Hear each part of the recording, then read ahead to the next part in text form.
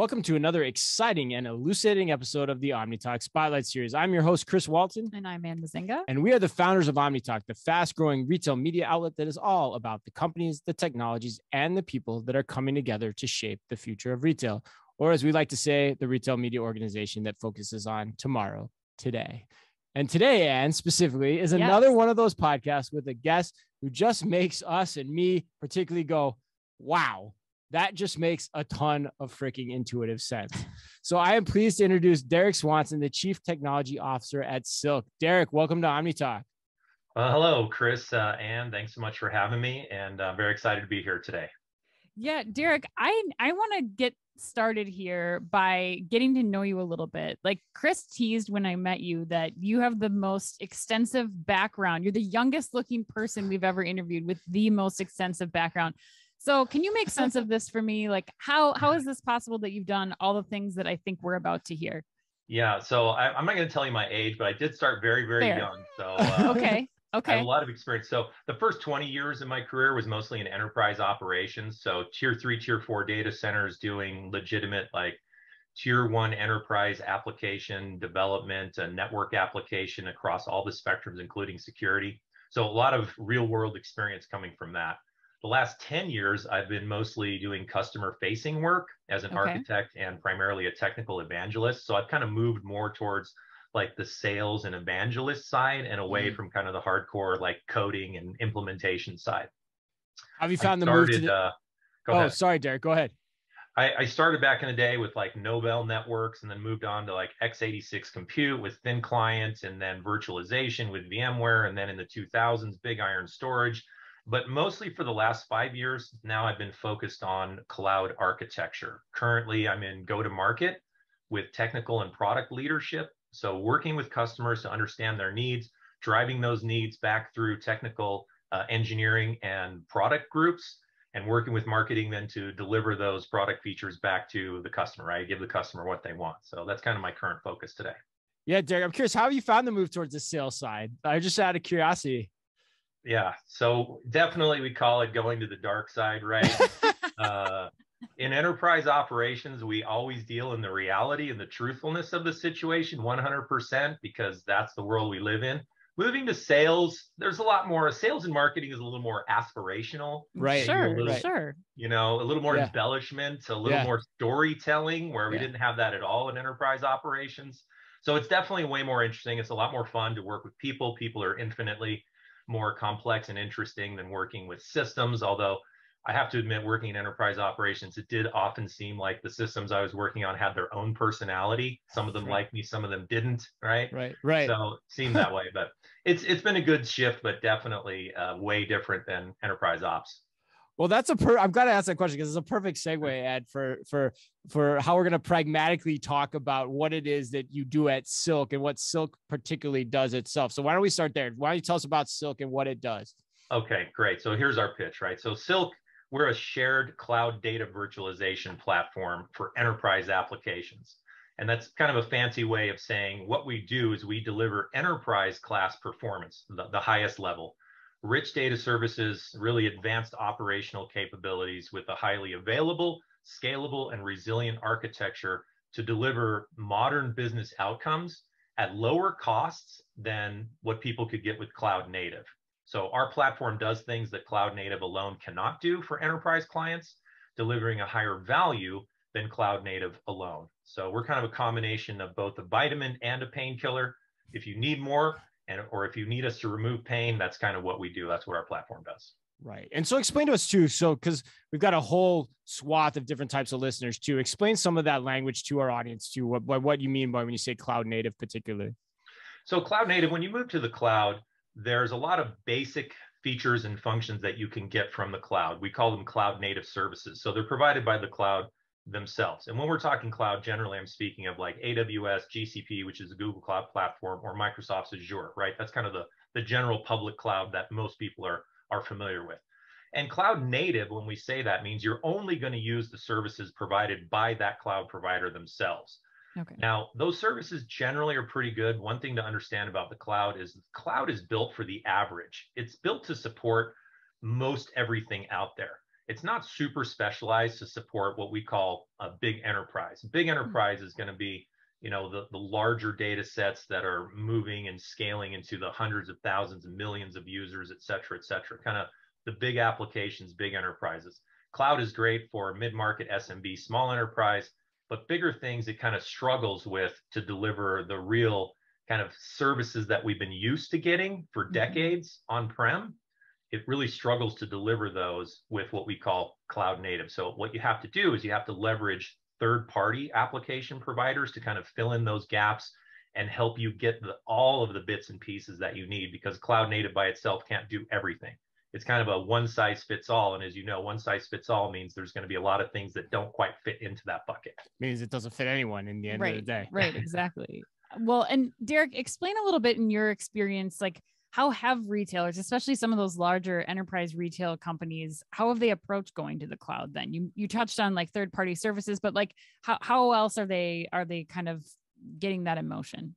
Yeah, so a couple of things to talk about. So this whole cloud journey, this digital transformation that really everybody's on now across all sectors and all companies. Retail is largely kind of led it along with gaming, but other sectors too, finance, healthcare, manufacturing, even the traditional laggards, government and educational, are now on this digital transformation journey. So all sectors, all companies, and there's really a three-tier approach when you talk about moving to the cloud. So people have been moving to the cloud for the last 10 years with their what we call tier 2 or tier 3 workloads. And those are the less important things, frankly. It's middleware, file systems like web services, your web servers, et cetera, non-production workloads, backup, archive, et cetera. That stuff has moved to the cloud pretty easily. Those are some of the things the cloud does really, really well. It's cheap, it's simple, everyone understands it. So that's the first part of your digital transformation journey. The second part is what people are really trying to do now, and this is kind of where they're getting stuck, moving the tier 1 enterprise workloads. Much, much harder to move those. Those are what we call the crown jewels of the company. That's your line of business. That's where you make your money. If that went away, your business would probably go away. A lot of reasons for the difficulty in moving those: cost, complexity, highly risky performance requirements, and oftentimes even company culture or skill set, because the culture and skill set you had from 20 years ago in your IT department, that doesn't really translate today to modern cloud paradigms. Even like I said, the culture, and culture is company, and culture drives everything in company, because human beings, like, culture is what we do. And the culture of yesteryear is not cloud culture. So you have to like change your hiring practices. You have to hire different skill sets. You need to do different management. It's really very, very challenging for most of these companies. So that's part of the whole journey, is moving to this new paradigm. They're just now starting to move this decade. Tier 1 workloads are starting to move because the COVID pandemic, COVID-19, has greatly accelerated this, especially for retail. It's kind of pushed companies to move much faster than they wanted, especially like brick and mortar companies, when they're like, hey, nobody can go out anymore. We really need to up our game here for remote and edge services, delivery mechanisms, supply chain management, all of this stuff, fulfillment, et cetera. They were kind of stuck in yesteryear, and yesteryear, honestly, is the early 2000s. Really, it's not like that long ago, but COVID really accelerated this massively. So Derek, I'm curious then, is that fundamentally why upgrades to things like the order management system, the point of sale system, are so difficult to do? Like every retailer we talk to, my favorite question to ask the ones that really know what's going on, like I've asked the CTO of Sam's Club this, I said, what's the most important technological upgrade that enabled you to go fast? And he said a cloud point of sale system. But is that why that is so hard for retailers to do and just make that happen? Yeah, so I'm going to explain a phenomenon that's really impacting this tier 1 workload. Because like I said, the tier 1 stuff's the hard stuff, but it's also your business critical stuff. So part of this slowness or the difficulty in deploying, new point of sale or these new, back end solutions that manage supply chains and all these things, part of this slowness revolves around a phenomenon that's called data gravity. Okay. So data gravity sounds heavy. It is. It's super heavy. Data gravity is where there's this large database, like we said, the crown jewels of the company, and it's the money-making center of the business, but it's very large and very heavy. So we want to think of that like the sun, right? Like the planets in orbit around the sun. Sun has high gravity. It holds all the planets in place. So the applications that leverage and use that data are like planets or asteroids that revolve around this data sun. they themselves are lightweight enough where they could move to the cloud and run fine there with no problem, but they can't move on their own until the sun, this big database, right, moves first and takes them along with it. So data gravity means that wherever the primary databases are located, the ancillary and support applications that use that data have to be located close by. This is a concept called data locality. And it's critical to maintaining high performance and right order fidelity on these databases, which is a must-have to keep things working properly. So that's a very technical description, but when you press a button and you look up order entries and you're trying to do stuff, all of that is database work. And if those things aren't close together, your performance really suffers. And this is where customer experience dies off. So you can't have these things separated apart. So data gravity makes it so that everything in the critical path of your mission critical applications has to move to the cloud together, or none of it really can move successfully. So we call these things anchor workloads. So this workload is kind of stuck on-prem. And while you could move a lot of these little pieces to the cloud and they would work okay, they really can't move without this big database by itself. So this is one of the reasons why it's so hard to upgrade, because it's kind of an all or nothing. So what happens when retailers try to do this then? Like I'm curious, like what type of issues do they encounter as they're trying to upgrade their systems in this manner that you're describing? How do they move that heavy data? Yeah. How do they get past data? What issues do they find when they're trying to get through this data gravity issue? Yeah, it's a great question. So unfortunately for a lot of them, it's trial and error, because I'll be honest, the cloud guys are selling them that, oh yeah, you can just move everything. It'll move really quickly. There'll be no problems. And they don't really know. So they kind of buy this story and then they move stuff, and some of it works okay. And then some of it really doesn't work well at all. And they have these problems where they're kind of stuck. They either have to rewrite and create a whole brand new solution, which is really what the cloud guys want them to do, or they kind of have to move back to where they were at on premise. So it's difficult to upgrade pieces and parts from on-prem or hosted environments and move them to the cloud, because then they're, as you said, they're too far away in separate regions or geographic areas. They don't work well anymore because data locality is dependent on the laws of physics. Still, we still are subject to the laws of physics around speed and response times. And as you know, response time for consumers is king, because people want fast response times, because if things are slow, that's a real problem. So when you want to upgrade your systems to the cloud, it's very difficult to move everything at once for these reasons, other reasons as well. So there's design considerations we need to look at in order to have a successful migration to the cloud. Why did you say the cloud providers want you to take that approach? What is there's that sounded like there's something more to that. What did that mean for everyone listening? Yeah, so the cloud provider, like for him, nirvana for the cloud provider is to get you to rewrite all of your applications to their cloud native specification. And what that means is they have their own services that are proprietary, but only work if you leverage all of their native services, which means you have to rewrite all of your code. So the things that you're using today are not going to work in their cloud unless you rewrite them. But once you rewrite them to what we call a cloud native API, right? It's basically a proprietary spec for, GCP, or it's proprietary for Azure, et cetera. Once you're there, you're kind of locked in forever. And that's the best thing in the world for them, because once you're there, you're probably never going to be able to move out. You certainly can't move to a competitor, again, without rewriting everything again, which nobody wants to do that. Right. Which, Derek, that seems like it would enhance the hard sell for moving to the cloud. I mean, I guess the retailers don't really have a choice at this point. They know they have to do it. But I mean, that seems like I guess how is Silk helping here? Like what? Because this does not seem like a great scenario. It's kind of like you're stuck between a rock and a hard place. Yeah.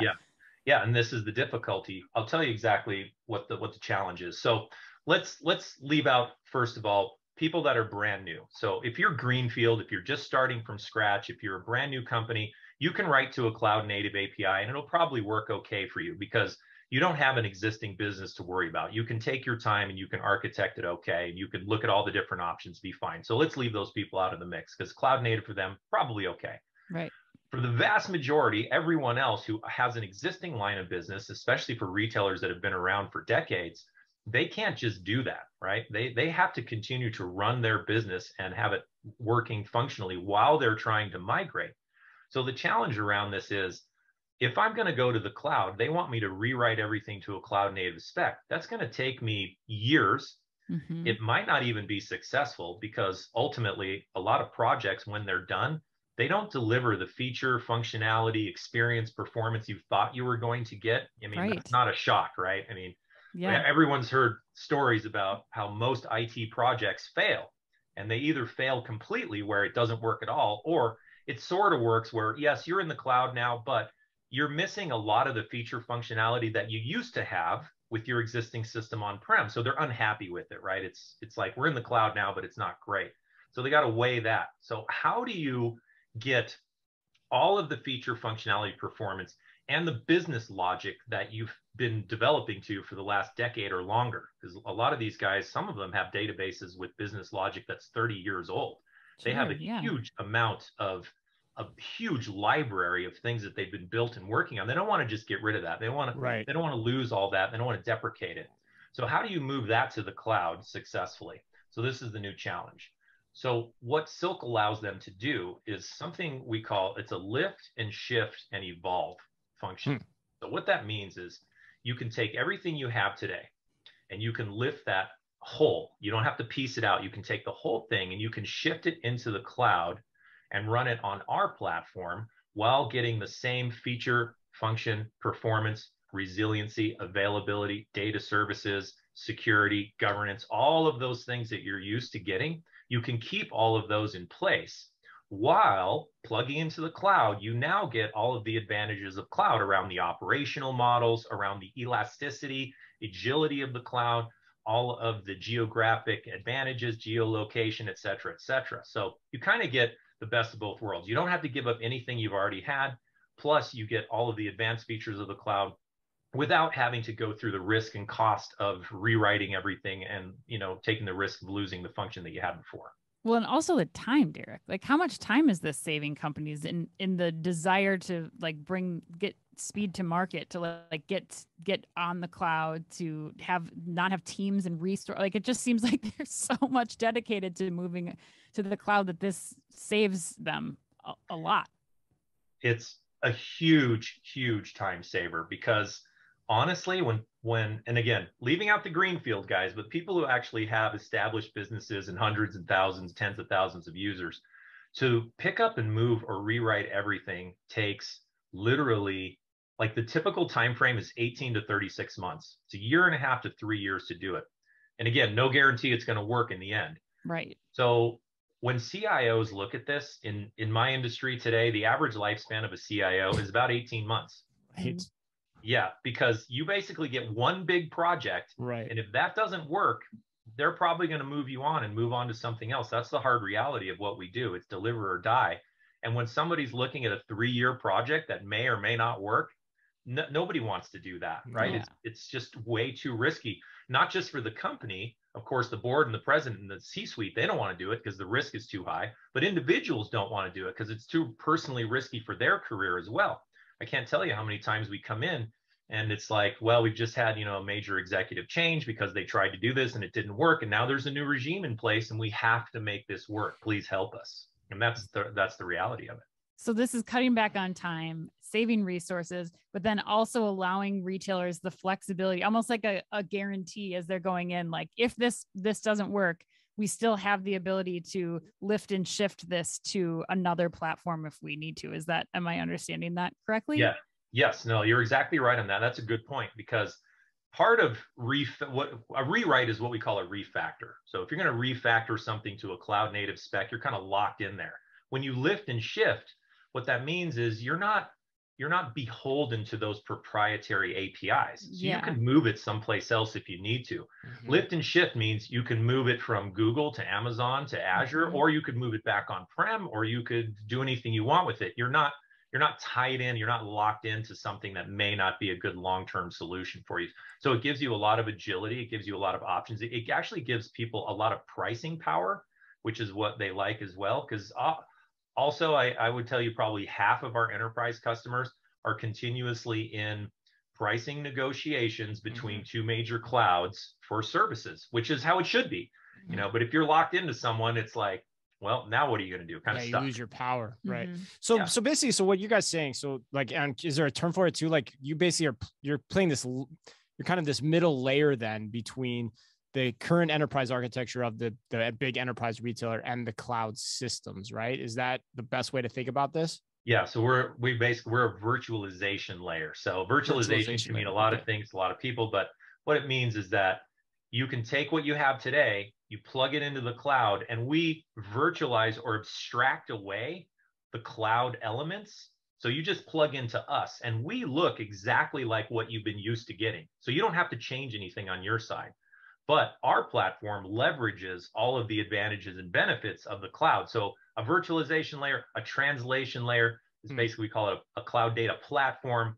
A lot of different ways to say, take what you got, plug it in, keep everything you had, plus all of the new advantages, benefits, like I said, the elasticity, the resiliency, the operational advantages, especially around governance, et cetera, and things like that you get from the cloud as well. That was going to be kind of my next question too. I want to go in that direction. Like, so a lot of times 1 + 1 can equal 3 in these types of setups too, where there's even more benefits that are gained from taking this type of approach. What are some of the other operational benefits that a retailer would see from going with you or taking this approach via virtualization layer?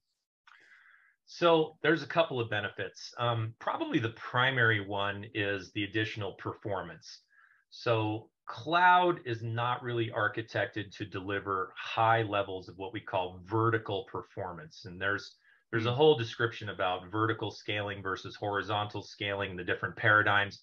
Really, to make it simple, the world that we all came from scaled vertically, which means if you wanted more performance, you added more horsepower, more CPU, more memory, more disk, et cetera. That's a vertical scale. The cloud scales horizontally, which means instead of adding more of one thing, you just add a lot of additional things. Well, the challenge with that is the applications that you're trying to move to the cloud really want to scale vertically. So when you plug them into us, we allow you to scale vertically and drive that performance for peak workloads. And where this translates to the business outcome for retailers is that when I have peak workload times around sales campaigns, or the more traditional ones are like during Cyber 5, Black Friday, Cyber Monday, et cetera. When I have 10x load of users on my system, with Silk, we can support that because we scale vertically using a dynamic, automatically scaling solution. So we can scale out, we can scale up non-disruptively very easily, where the cloud cannot do that with legacy systems. So systems you're trying to bring over, it doesn't work with the cloud. So we allow you to do that.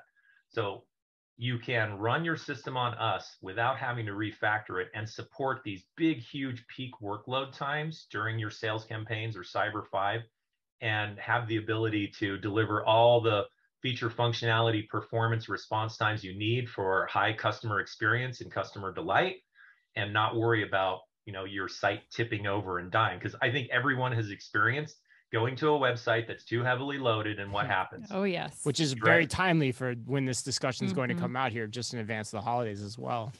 Derek, are there any examples of retailers or someone that you've worked with who's taking this approach and who's had success with it? Yeah, sure. So we'll share a really good real world customer that we just did this last summer, and it worked really well for them. So they're a large online furniture and home goods retailer, and the challenge that they had was mostly around timelines. So they had a company mandate to move to the cloud, which is also something that's very common these days, right? The C-suite says, we got to get out of the data center. You need to move to the cloud right now. Well, easier said than done, right? Yeah. Do you know what data gravity is, sir? Yeah. You know how hard this is going to be? Right. So they corporate fiat is a problem, is what you're saying. Yes. Yeah. It's the C-suite, bless them, but come down to operations. Let me tell you how it works, guys. They don't want to do that, right?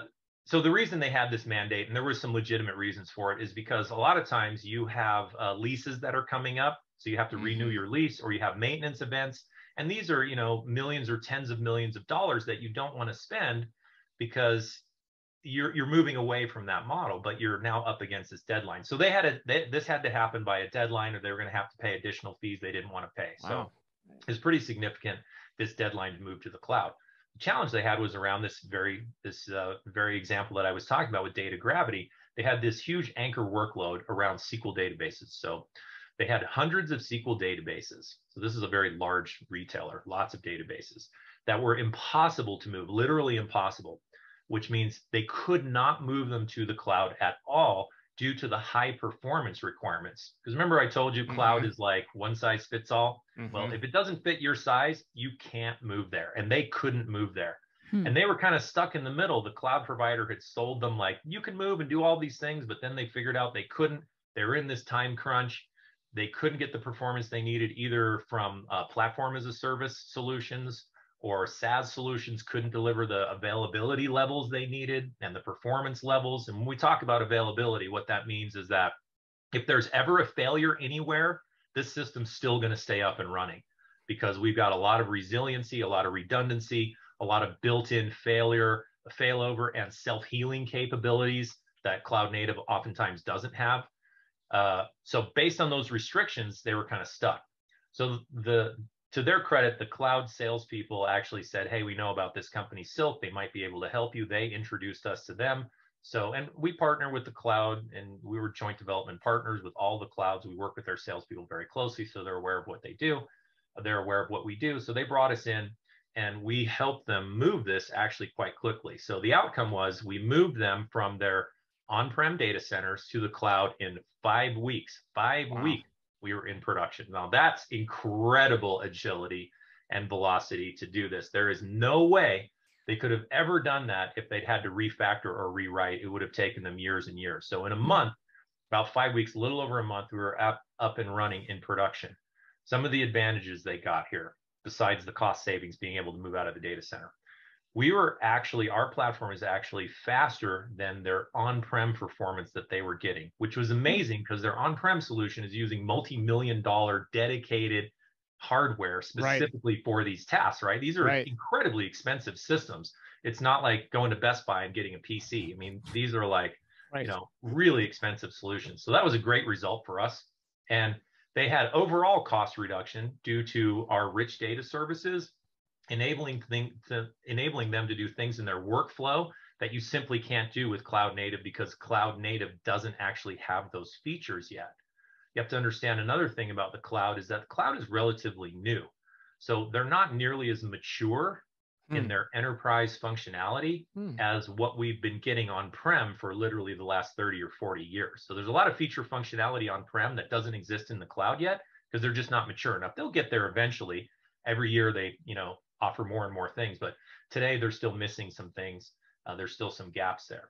So now they can easily support the peak extreme seasonal workloads along with some really, really big sales campaigns that they ran. So we've already pressure tested and stress tested the solution. It worked great, passed all those tests. They're ready for Black Friday, Cyber 5 coming up here. It lets them keep their existing SQL business logic that they've been developing for a decade. And all of their major investments in their development on their existing platforms and systems without taking any of the risk involved in a full platform migration. So it was really win-win-win. It works better. They moved quickly. They're actually saving money because as they scale, we're bending cost curves down, leveraging economies of scale. It's really a great outcome both for them and us. Yeah, and so for the cloud provider too, because you know what, we save the cloud provider face.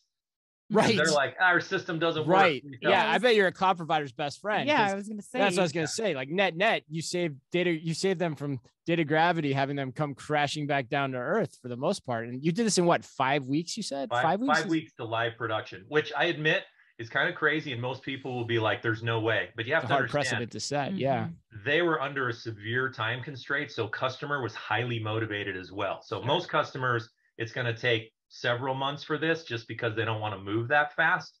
But if you want to move that fast, we can move that fast because our system is really simple to deploy and migrate onto.